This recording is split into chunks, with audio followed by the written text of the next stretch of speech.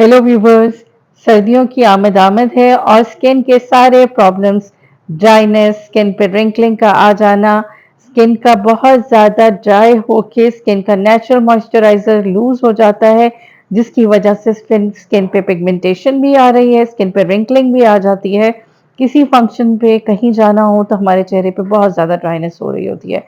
तो अब मैं आपको एक बहुत अच्छी होम रेमेडी बताती हूँ जिसमें हमने यूज़ करना है। सबसे पहली चीज़ है अलसी। अलसी के बीज इज बेस्ट फॉर मॉइस्चराइजर और ये एंटी एजिंग भी है। ये हमारे चेहरे से रिंकलिंग को तकरीबन खत्म कर देते हैं और फाइन रिंकल्स के लिए होम रेमेडीज में इससे बेहतर कोई चीज नहीं।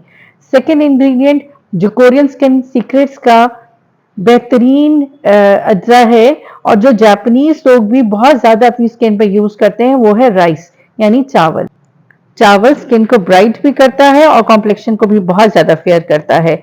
थर्ड चीज जो कि सर्दियों में बहुत ज्यादा इस्तेमाल होती है वो है ग्लिसरीन, जो हम इसमें यूज करेंगे। फोर्थ, स्किन को क्लियर करने के लिए, इम्प्योरिटीज को साफ करने के लिए बादाम का तेल इज वेरी गुड। यानी फोर्थ चीज है एलमंड ऑयल। अपनी जल्द को अगर आप वाकई खूबसूरत और चमकदार बनाना चाहते हैं तो ये फॉर्मूला आपको हफ्ते में 2 से 3 दफा इस्तेमाल करना होगा। आप एक साथ बना के फ्रिज में भी रख सकते हैं और ये खराब बिल्कुल भी नहीं होगा क्योंकि मौसम भी चेंज हो चुका है। इसके लिए हमें 1 चम्मच अलसी, 1 चम्मच चावल और इसके अलावा ग्लिसरीन और बादाम का तेल यानी आलमंड ऑयल चाहिए होगा। चावल आप देख लीजिए, साफ कर लीजिएगा, उनमें मट्टी बिल्कुल भी ना हो। अलसी को भी एक बार साफ कर लीजिएगा गीले हाथों से ताकि वो बिल्कुल साफ हो जाए और उसमें मट्टी ना हो। अलसी और चावल ये दोनों हम एक बाउल में मिक्स कर देंगे। मिक्स करने के बाद हम उसमें पानी डालेंगे, तकरीबन 1 से 1.5 कप पानी डालकर इसको हल्की आग पे पकने के लिए रख देंगे और उस वक्त तक हल्की आग पे पकाएंगे जब तक कि ये बिल्कुल पेस्ट ना बन जाए और बिल्कुल गल ना जाए। ये देखिए पकने के बाद ये इस तरह की पेस्ट बन जाएगी।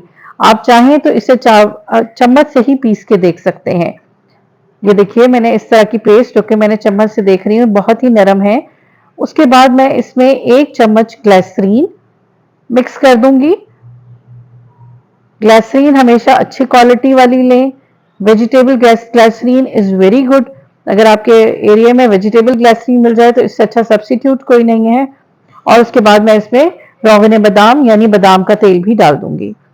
ये सब चीजें डालने के बाद अगर आपको लगे कि इसकी कंसिस्टेंसी स्मूथ नहीं है तो आप इसको बीटर से या ग्राइंडर से ग्राइंड कर सकती हैं।